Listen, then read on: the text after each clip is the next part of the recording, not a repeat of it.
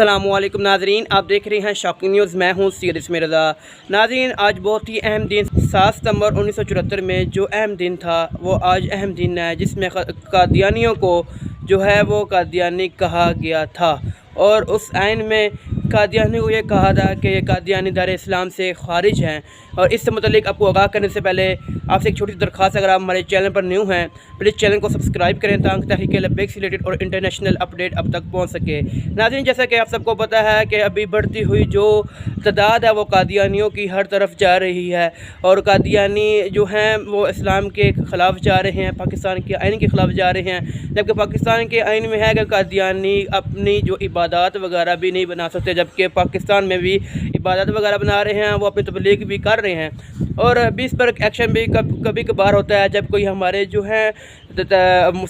ہیں سنی طبقہ ہے، عاشقان مصطفیٰ کا طبقہ ہے، جب وہ اٹھتے ہیں، جب وہ نظام مصطفیٰ صلی اللہ علیہ وسلم کی بات کرتے ہیں، قادیانی کو خلاف جاتے ہیں، تب جا کے ہمارے حکمران، ہمارے جو ادارے ہیں وہ ایکشن لیتے ہیں ان کے خلاف۔ اور ناظرین، یہ جب کہ پاکستان کے آئین کے خلاف کوئی بھی جماعت جائے یا کوئی بھی شخص جائے،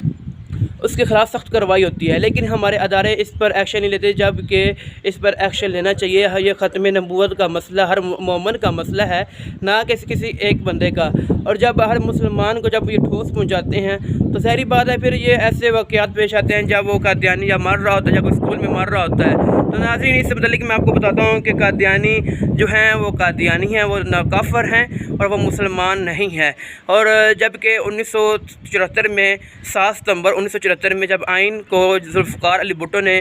کہا کہ یہ آئین آج کے بعد اس آئین کو مانا جائے گا، اس آئین کو تسلیم کیا جائے گا، اور اس آئین پر کیا کہتے ہیں کوئی کمپرومائز نہیں ہوگا۔ اور ذوالفقار علی بھٹو کو صاحب کو میں آج بھی سلام پیش کرتا ہوں، ان کے جو ممبر ہیں جنہوں نے اس پر